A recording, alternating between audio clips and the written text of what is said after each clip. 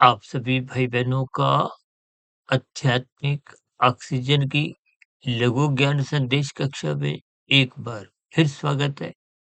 आज की चर्चा का विषय अपराधों को लेकर करने जा रहे हैं। देखिए, कलयुग का समय चल रहा है। अपराधों की स्थितियां दिन प्रतिदिन बिगड़ती जा रही हैं, बढ़ती जा रही हैं। इसके पीछे बने हुए कानून भी इन पर उचित रोक लगाने में पूर्ण रूप से समर्थ हो नहीं पाते। देखिए, इसके पीछे का कारण क्या है? जितने भी कानून सरकार द्वारा लाए जाते हैं, बनाए जाते हैं, लागू किए जाते हैं, उनका नियंत्रण स्थूल शरीर के स्तर पर है। जबकि भीतर में आपका हमारा मन बुद्धि की स्थितियां हैं और मन बुद्धि की स्थितियां कारण शरीर में बने हुए संस्कारों से प्रभावित होती हैं। और संस्कार बिना सत्संग के अच्छी स्थिति में, सात्विक स्थिति में बन नहीं पाते। आज कलयुगी स्थितियों में लोगों का दिनचर्या राजसी तामसी बिगड़ती जा रही है। 24/7 विषय भोगों की आसक्ति, ये विषय भोगों की आसक्ति के कारण ही आपके भरे धन कमाने की जो एक प्रवृत्ति है, जिसके फलस्वरूप मनुष्य अपराध करने को बाध्य हो जाता है। ये अपराध कर्मों की जो एक स्थितियाँ हैं, जो बिगड़ती जा रही है, उसके पीछे का कारण आपका हमारा सत्संग की न्यूनता है। शुभ संस्कारों का अभाव है।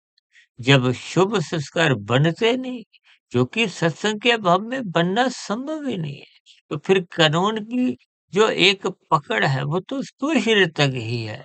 तो फिर ऐसी स्थितियों में उस स्थूल शरीर के स्तर पर कानून की पकड़ उतने स्तर पर उसमें सुधार ला नहीं पाते।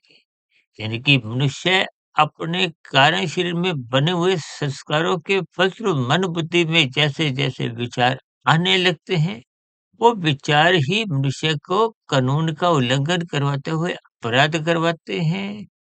और शास्त्र विरुद्ध भी पाप कर्म कितने मनुष्य करता जाता है, मनुष्य को इसका बोध नहीं हो।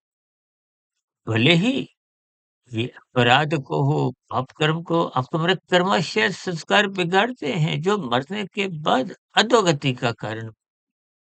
इन सभी स्थितियों को आप भी ज्ञानपूर्वक समझिए, ताकि मिले हुए जीवन का जो एक सात्विक स्थितियाँ हैं, वो सत्संग करते हुए मजबूत बनाई जाए।